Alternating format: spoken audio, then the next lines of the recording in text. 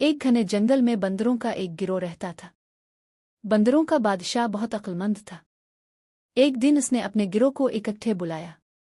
मेरे प्यारे बंदरू, हम खुशकिस्मत हैं कि इस खूबसूरत जंगल में रहते हैं, लेकिन खबरदार, दरख्त और पौधे हरे भरे और सरसब्ज हो सकते हैं, लेकिन उनमें बहुत से जहरीले फल होते हैं। तालाब साफ चमकता हुआ पानी हो सकते हैं, लेकिन उनमें से एक में भूत रहता है। इसलिए पहले मुझसे पूछे बगैर कुछ ना खाओ और ना पियो। अगले दिन एक बंदर को प्यास लगी। इससे बादशाह की बात याद आई और वो इससे बात करने चला गया।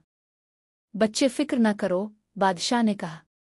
मैं तालाब की छानबीन करूंगा कि ये महफूज है। जब वो तालाब के करीब पहुंचा तो इसने देखा कि बड़े बड़े कदम अंदर जा रहे हैं, लेकिन बाहर नहीं आ रहे हैं। बादशाह ने नतीजा अखज़ किया कि ये वो जगह है जहां भूत छुपा हुआ था। सब बंदर रोने लगे, इस फिक्र में कि वो पानी कैसे पिएंगे। बादशाह ने उन्हें तसल्ली दी और भूत का मुकाबला करने चला गया। भूत ने कहकहा लगाया, तुम बड़े मखमसे में हो बंदर बादशाह।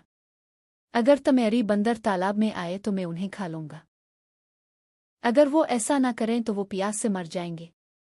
बादशाह ने सोचा, मुझे कोई हल तलाश करना चाहिए।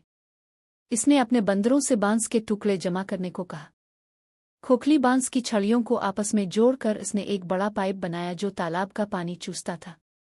बंदर अपने दिल की ख्वाहिश के मुताबिक पीने के काबिल थे। सबकी तरफ से बंदर बादशाह को सलाम, बंदरों ने नारे लगाए। वो भूत जिसे बंदर बादशाह ने अपनी समझदारी से शिकस्त दी थी, वो लंबे चेहरे के साथ तालाब में वापस चला गया। जब चीजें मुश्किल लगें तो कभी हिम्मत ना हारें, बंदर बादशाह की तरह बासबर और होशियार रहे।